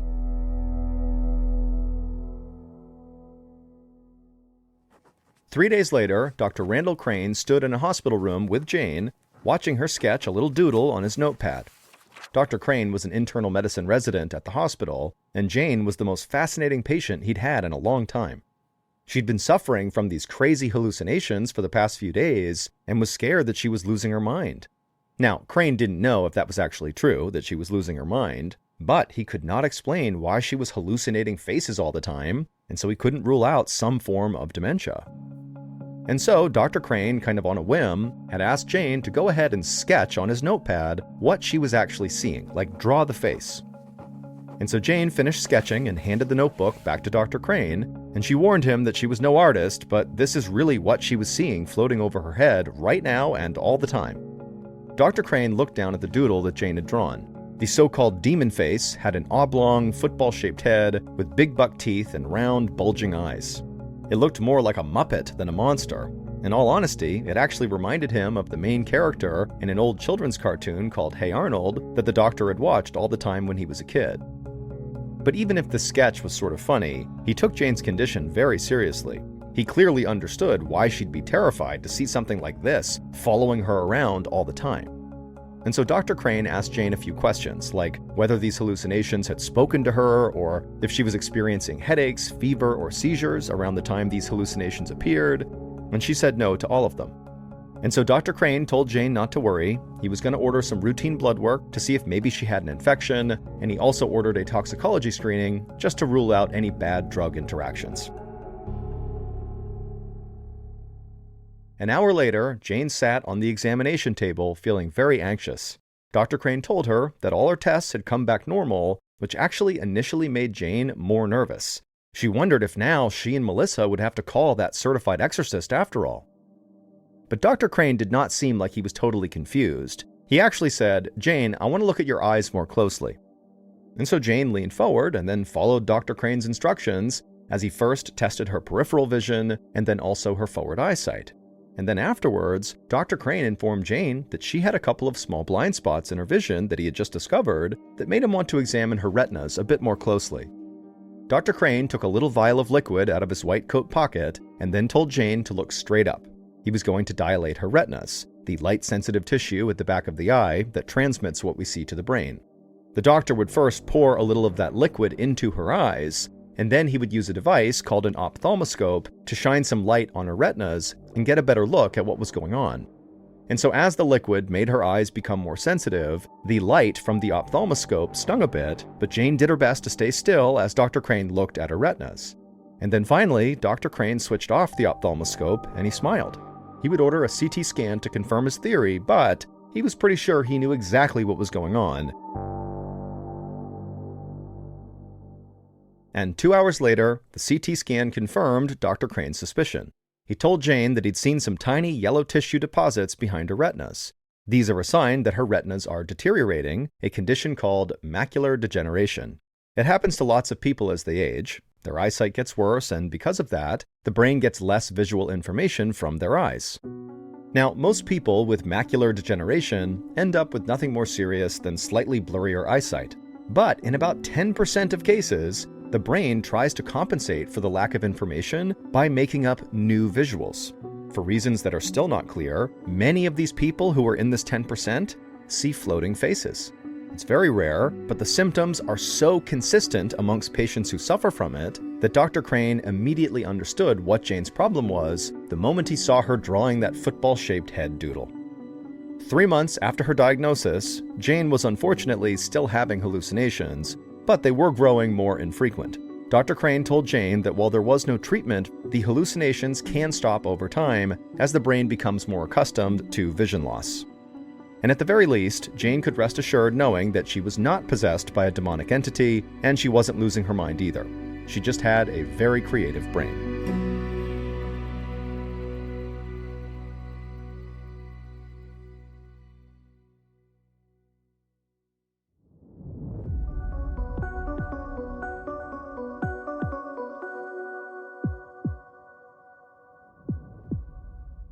Here is our second story called The Perfect Condition.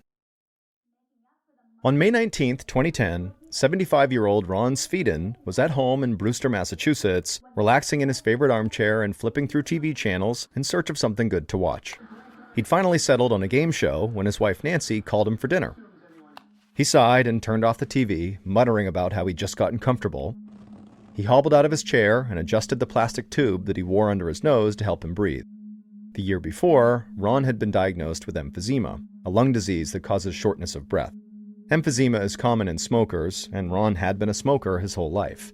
Now, as a result, he needed an oxygen tank just to breathe properly. Ron sat down at the dining room table just as Nancy set a plate of scallops in front of him. Ron caught a whiff of melted butter, but his stomach didn't rumble with hunger the way it usually did when he smelled Nancy's amazing cooking. In fact, he didn't have an appetite at all, which was a shame because Nancy's scallops were his favorite meal. But Ron didn't want to be rude, so he thanked Nancy for dinner and tried to eat as best as he could, but he really just couldn't and just kind of pushed the food around his plate. And then when Nancy was done eating, Ron quickly got up and helped her clear the table and clean up before Ron settled back down to watch more TV. 2 weeks later, in early June, Ron was back in his favorite armchair in the living room, working on the daily crossword puzzle. He wasn't feeling his best, because he really had not eaten much since that scallop dinner a couple weeks ago. Now, Ron didn't think too much of it. He was getting older, and so he thought maybe he just didn't need as much food. Ron reread a clue on his crossword puzzle that had been stumping him all morning. He started to call out for Nancy, hoping she could help him, when a small tickle rose in his chest. He cleared his throat, and then all of a sudden he began coughing and hacking, and he couldn't stop. His chest felt stiff, like there was a wall of mucus that just was not breaking up. And so he leaned back in his armchair, coughing so hard it was getting hard to even breathe. He heard footsteps behind him, and a minute later, Nancy was by his side with a glass of water. Ron tried to sip some down, but another cough hit him and he spit the water everywhere. By the time this coughing fit passed, Ron's throat was so sore. He'd never experienced a cough like that, and it really scared him. He worried his emphysema was getting worse. Later that night, Ron was in his bedroom putting on pajamas when his back suddenly went stiff, almost like a spasm. He straightened up and kind of yelped in pain, and then threw his head back as another coughing fit overtook him. He hacked and coughed until he was shaking, and then Nancy came into the bedroom and rubbed his back until finally Ron began to recover. Once he had, Nancy asked him if he wanted to call the doctor, but he told her no. Clearly, his emphysema was just getting worse, and he would just have to deal with it. After decades and decades of smoking cigarettes, he knew his lungs just were not what they used to be. A few days later, Nancy was moving all through the house, vacuuming and cleaning up, trying to prep the house for Ron's sister and brother-in-law who were coming over to visit. The couple had just gotten back from Scotland on a vacation, and they were coming over to talk about the trip and catch up. Secretly, Nancy hoped they'd brought home some Scottish shortbread to share. Just before 5 p.m., the doorbell rang, and so Nancy called out to Ron, who was asleep in his armchair when she last saw him. Then Nancy threw open the front door and embraced her in-laws. She was always happy to see them, but especially right now. She wanted to be around family. Over the past few days, Ron's coughing fits had become so severe and so frequent, it was kind of scary. It was common for Ron to be doubled over and hacking up a lung 15 or 16 times a day. And so Nancy was genuinely worried about Ron's health, and so just liked the idea of having some family around, maybe take her mind off of that for a second. Nancy's brother-in-law handed her a brown bag that smelled like butter and seafood. Nancy opened it as she led the way inside, and the bag was full of her favorite lobster rolls. Not from Scotland, but just from down the street. However, still, it was a welcome treat. Nancy led everyone into the living room, where Ron was still fast asleep. Nancy shook his leg and told him his sister was here, but Ron didn't move. Nancy frowned, but she could see Ron's chest was rising and falling, so he seemed okay. And so she told her in-laws it might be best not to wake him. His coughing fits had been really bad lately and clearly had been tiring him out. Nancy moved into the kitchen to grab plates for the lobster rolls. She could hear her in-laws taking seats in the dining room. And just then, Nancy heard a familiar, horrible cough erupt in the living room. Nancy felt terrible for Ron as she listened to him hacking. She knew it was also very painful for him. His throat had been raspy and hoarse for the last 2 weeks because of these coughing fits. Then, Ron started gasping between his horrible coughs, like he couldn't even breathe. And then Nancy heard him groaning a little as though he was calling out for help. And so Nancy rushed into the living room. Ron was rocking in his chair, fighting for air between these violent coughs. His entire body was shaking, and Nancy thought he might be having a seizure. Panicked, she dialed 911. For the next few minutes, Nancy and her in-laws tried to soothe Ron until the EMTs finally arrived. By the time they had Ron on a stretcher and were rolling him into the ambulance, one of the EMTs told Nancy that she'd been right to call. Ron's blood pressure and oxygen saturation levels were dangerously low. If she hadn't called, Ron would likely be facing organ failure. And so as the EMT helped Nancy up into the ambulance, she felt terrified. Now Nancy was the one who was shaking as the ambulance door closed and they whisked their way towards Cape Cod Hospital.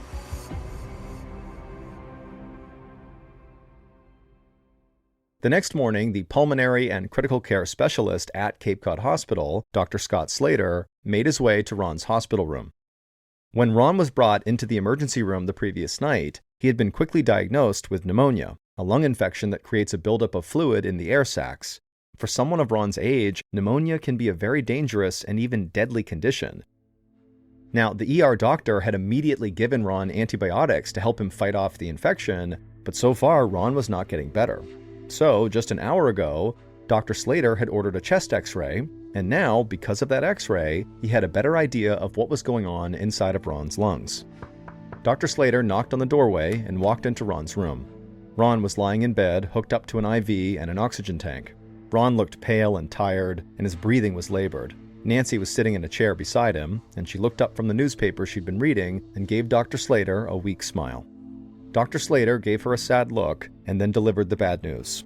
Ron's x-ray had revealed that he had a collapsed lung, which was likely causing his pneumonia. Dr. Slater guessed that the lung had collapsed because something was blocking an airway. He needed to get a closer look by performing a bronchoscopy, which meant sliding a little camera down Ron's throat and into his lungs. After giving Ron an injection of local anesthesia, which would mean Ron was awake but unable to feel pain, Dr. Slater slid the camera down Ron's esophagus. And immediately, the problem became clear. There was an abnormal-looking mass at the top of Ron's left bronchial tube. Dr. Slater couldn't tell what this mass was, so he took a little tissue sample of this mass to send to the labs for analysis. After he'd pulled the camera out of Ron's throat, Dr. Slater explained to Ron and to Nancy that he had found this mass inside of Ron's lungs. Now, it would be a few days before they'd know for sure what it was, but the doctor felt they should know right now that that mass could be cancer.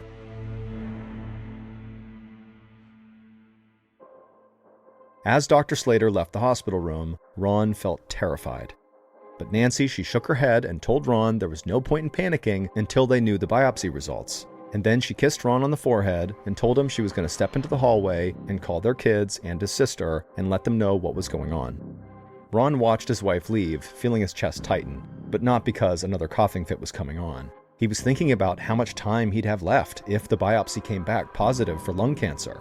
It could be a matter of months, or maybe even less. The thought of leaving his family now brought on this horrible wave of fear. He could feel tears welling up in his eyes as he looked out into the hallway and watched Nancy pace as she called their loved ones to break the terrible news. 4 days later, Ron was still in the hospital, sitting up in bed, tray of hospital food in front of him. He still wasn't hungry, so he just drank the juice out of the little plastic fruit cup they'd given him. Meanwhile, Nancy, who had barely left his bedside, was doing her best to try to coax her husband into taking a few bites. But just then, Ron heard a knock and looked up to see Dr. Slater standing in the doorway. Instinctively, Ron knew Dr. Slater had the biopsy results, and so Ron braced himself for the worst. But then, a smile crept across Dr. Slater's face. He told Ron and Nancy that there were absolutely signs of infection in the tissue, but no cancer cells. Ron was so relieved he almost started crying. He rubbed his eyes and felt Nancy's hand squeezing his shoulder. Ron breathed in as deeply as he could, trying to steady himself. He didn't have cancer, but there was still a mass in his lung, and Ron thought that couldn't be normal. And so he asked Dr. Slater, since this mass was not a cancerous tumor, well, what is it?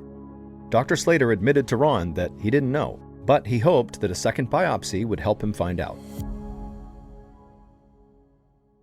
10 days later, Dr. Slater sat in the office of a colleague, Dr. Jeff Spillane.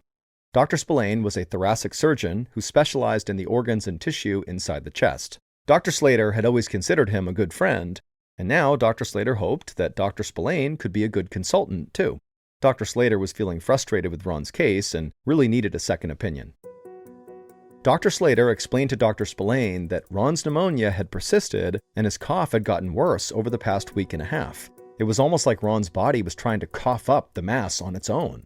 But after 2 biopsies, Dr. Slater still didn't have any idea what this mass was. It looked like a tumor, but it was not cancerous, so it wasn't clear why it was making Ron so sick. Dr. Slater bounced his knees impatiently as Dr. Spillane read through Ron's file.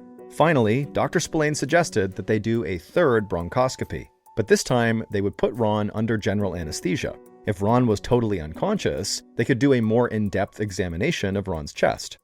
Dr. Slater was skeptical, but at this point, he was willing to try anything. So he agreed to let Dr. Spillane perform this procedure. Around 2 p.m. that afternoon, Dr. Slater was sitting in his office when he got a call from his friend Dr. Spillane. He just finished Ron's bronchoscopy, and now he said he had only one question for Dr. Slater. Did he have any dirt? For a moment, Dr. Slater was sure he'd misheard Dr. Spillane, until Dr. Spillane repeated himself and said that Dr. Slater was going to need some dirt for the thing he just found inside of Ron's lung. A sprouting pea plant, as in a living vegetable.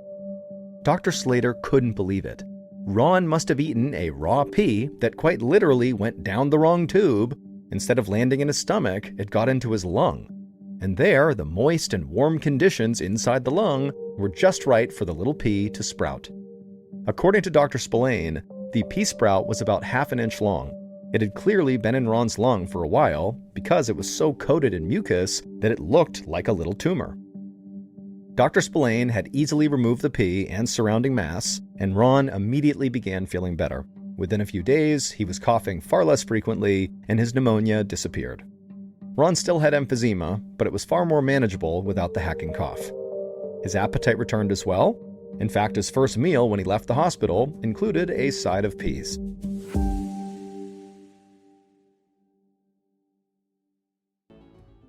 At 5:15 p.m. on June 28, 1980, a 38-year-old man named Robert Davidson drove his motorcycle down Interstate 74 in Acton, Indiana, which is a small community just outside of Indianapolis. On the back of the motorcycle, with her arms wrapped around his waist, was Robert's wife. Her name was Wanda. The couple was on their way to visit family, and they were hoping to get there as soon as possible, not because they wanted to visit, but because there was a big storm rolling in, and they were hoping to beat the rain. In fact, right now, right above them, the sky was turning a dark gray and looked very ominous. But as Robert nudged his engine to go a little bit faster, these big raindrops began pelting his arms, and he knew the skies were opening up and he would have to pull over so he and his wife could put on rain jackets. And so Robert pulled over to the side of the road, and as soon as he was stopped, Wanda climbed off, and Robert was about to climb off as well and open up the little trunk in the back of the motorcycle to get the rain jackets. But before he did that, there was this sudden flash of light, and then Robert felt pain all throughout his body. His muscles went totally rigid, and then he crumpled off his bike onto the ground, and everything went black. Less than 5 minutes later, an ambulance arrived on the scene, and several first responders jumped out, including a woman named Kimberly Cobb. Now, Kimberly had been briefed up on this situation.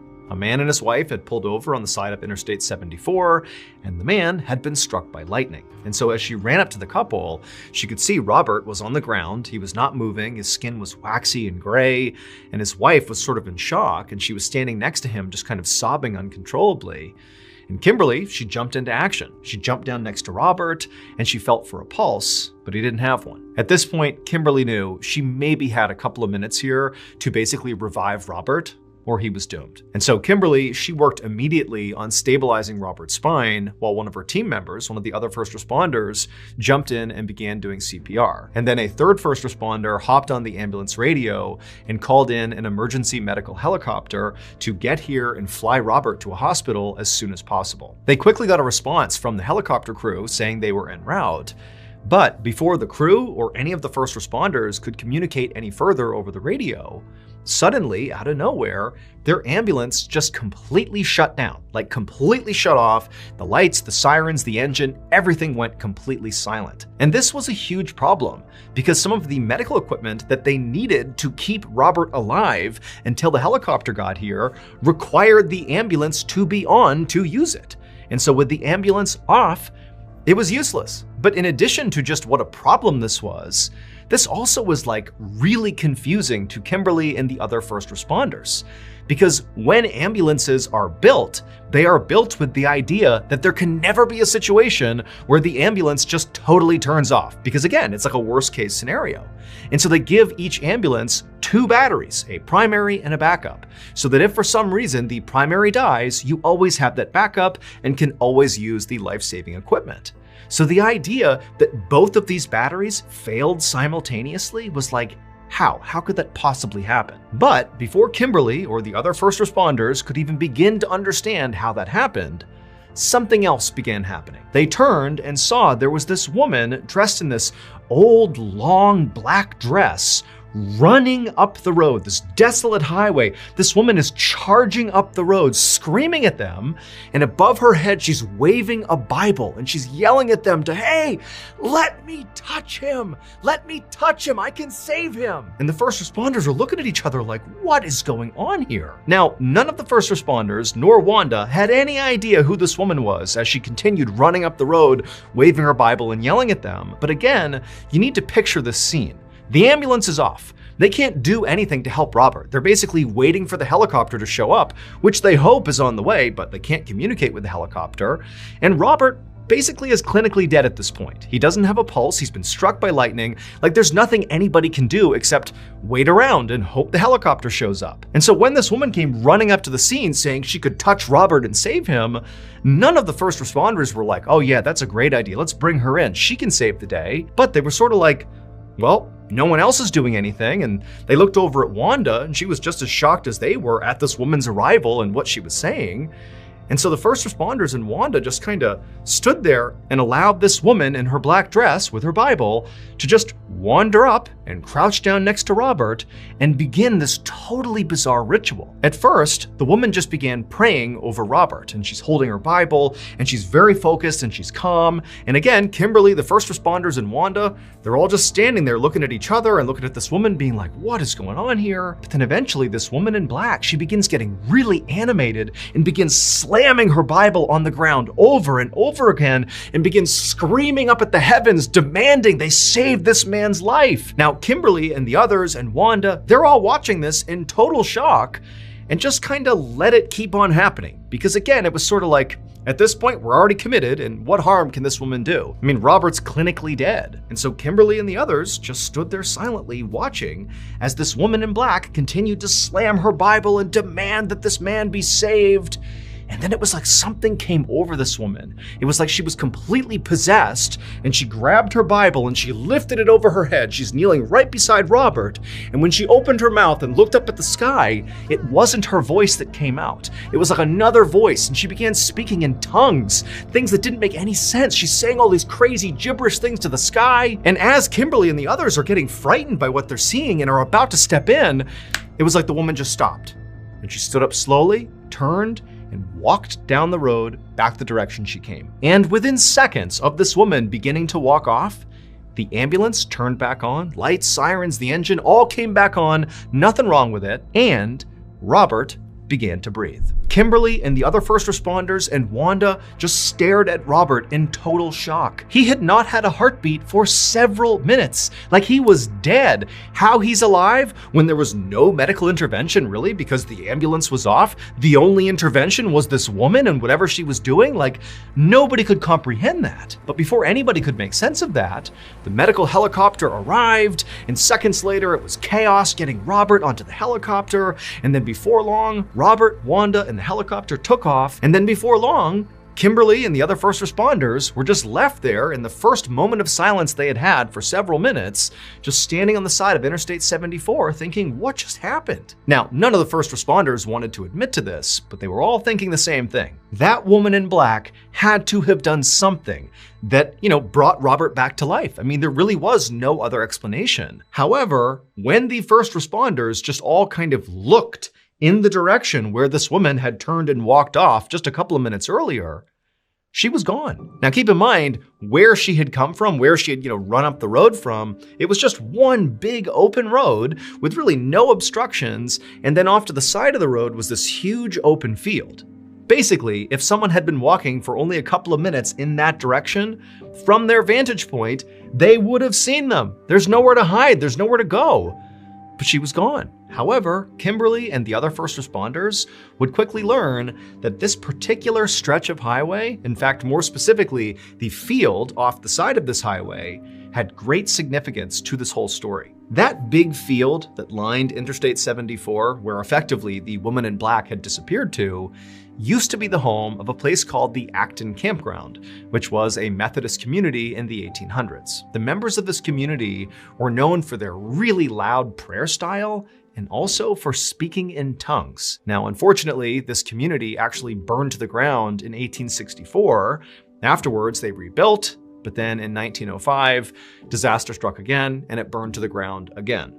And this time they did not rebuild. Instead, the community was leveled to the ground, was sold off, and then eventually was just abandoned and became a big empty field. After the story of Robert's miraculous recovery began to spread, some people began to think that the woman in black might have been a ghost of one of these Acton residents from the 1800s who basically was drawn out to save Robert's life. Also, her intense prayers and speaking in tongues, along with the woman disappearing back into the field where the Acton campground had been, certainly seems to cement the idea that this theory could actually be true. However, since that day in 1980, no one has seen the woman in black again. One evening in February of 2011, a man in his 30s named Yang was eating dinner inside of his home in a rural village in China. Around him at the table were his 5 elderly aunts, who he lived with and took care of. Now, nobody spoke over dinner. It was totally silent. But this was common, and it was not awkward at all, because Yang actually preferred silence. He had been born with a disability that made it nearly impossible for him to speak. It also had left him blind in one eye, and over the course of Yang's life, he had been sort of bullied for his disability.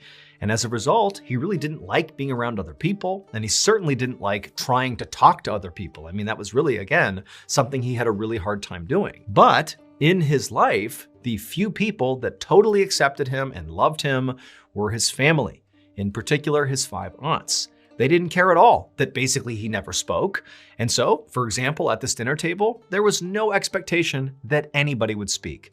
And Yang loved it. But more than just feeling happy that he could be himself around his aunts, Yang also took a lot of pride in looking after his aunts. He wanted to make sure they were comfortable and well looked after in their old age. So after this silent dinner, Yang stood up and he cleaned the table off, and then he helped one of his aunts go up to her bedroom. And after getting her tucked in, and as Yang was about to go down and help the next aunt go to her bedroom, he heard sirens outside. Now, Yang lives in this very remote rural village in China that's actually so remote they didn't have their own police force.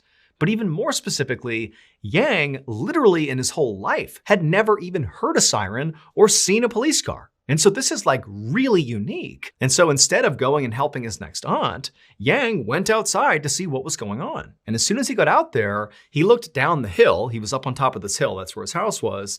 He saw at the base of the hill, about 600 feet away, were 2 police cars with their lights flashing. I mean, clearly something major was happening in his town. And so again, feeling very curious because he's never seen anything like this, Yang decides to continue to investigate. And so he leaves his home and begins walking down the road towards the cars. But he stops at a safe distance away because 1, he doesn't want to interfere, and 2, he really doesn't want to talk to the police because he can't really talk. And he's actually worried that he's going to get bullied if he talks to the police. And so from a safe distance, he He just stood there and watched whatever was going on. And what was going on is the 2 police officers who had responded and shown up in Yang's village were standing there at the foot of this hill trying to make sense of this insane story a local farmer had just told them. The man was sitting there, his face was in his hands, he was crying hysterically, and he was trying to give them more information, but it was like he was too upset. And finally, one of the officers tells the guy, like, hey, stop what you're doing, start all over again, calm down, and just tell us the story from the beginning. And at this, the farmer did calm down, and after taking a deep breath, he told the officer the story. He said about a week earlier, he had this horrible nightmare. He said he dreamed of his mother and she was shrouded in darkness and she was terrified and she was screaming for his help.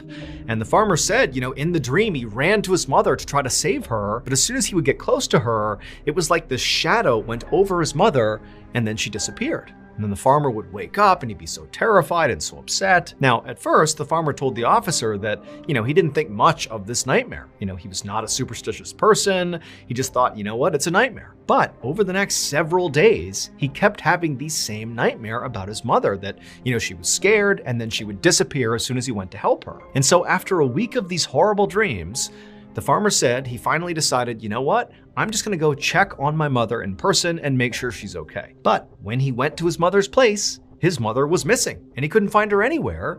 And he had this horrible thought that she'd been abducted. And so he had called the police. Now, the police did understand that it was totally bizarre that they were here ultimately because of some guy's nightmare. But when they went to his mother's place, she really was missing. And so they ultimately told the farmer to just go home and that they would put together a search party and they would look for his mother. And so after the farmer said okay and then headed back towards his place, the 2 officers got back in their cruisers and they drove out of the village past Yang, who was still standing there watching everything happening, back to the police station. And there, the officers immediately coordinated 2 investigative teams that would go out and look for the farmer's mother. Now, one of these teams was sent to a local city to basically canvass the area to see if she was there. But that search proved to be fruitless. And then the other investigative team, they were sent back to the village. And when they were there, they went door to door asking all the residents if they had any idea what happened to this farmer's mother. And it was during this search in the village that they got a tip. And that tip would lead them to a very specific location, Yang's home. And when police went to Yang's home, they found the front door was wide open. But when they walked right up and yelled inside of the home, calling out for Yang, nobody yelled back. In fact, the home was totally dark and silent. And so after a few more minutes of police calling out for anyone inside the home to come out and talk to them and not getting an answer, the police decided to walk inside. And so into this dark, cramped home they went. And as they walked, they noticed there were all these dirty towels and dirty dishes and sort of trash everywhere. I mean, the place was kind of a pigsty. And again, it's eerily silent. Every step they took, they were walking on these boards that creaked with every step. And as they're moving, they're calling out, Yang, if you're in here, come out. But again, it's totally silent.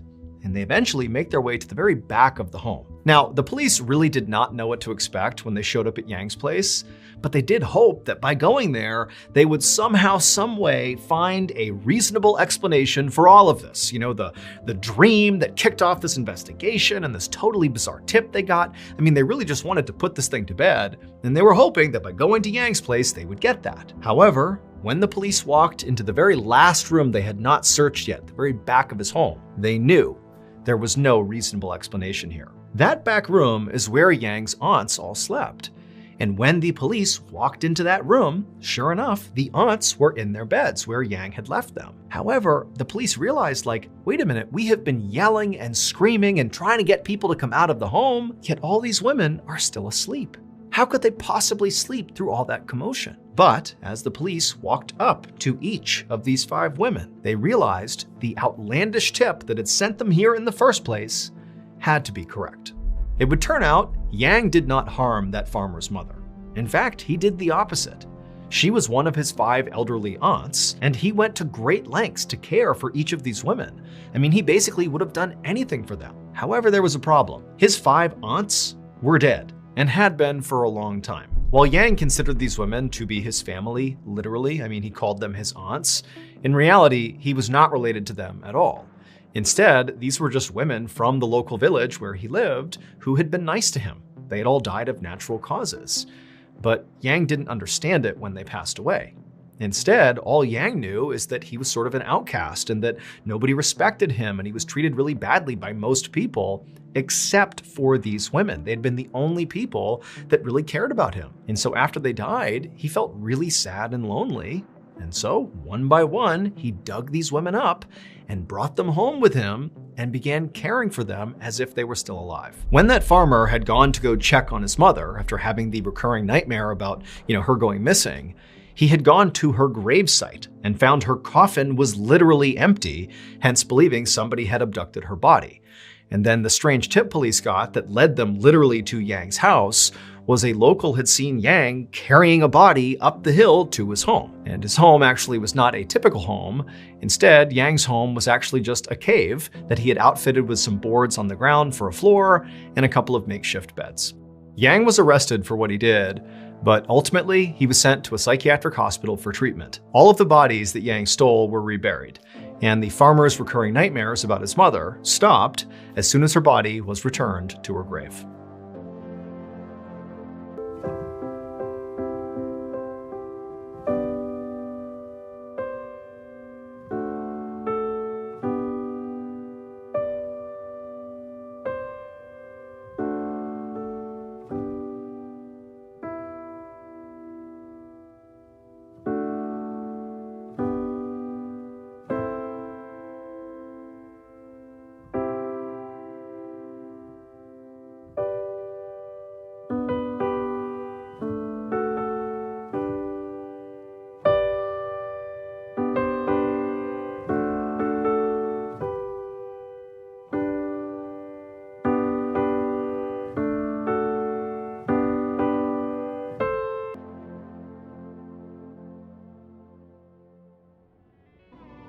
Thank you so much for watching. Let me know what you thought of today's episode in the comments. And remember, we have hundreds of videos for you to binge right now. But if you're looking for a recommendation from me of that one video that's worth your time,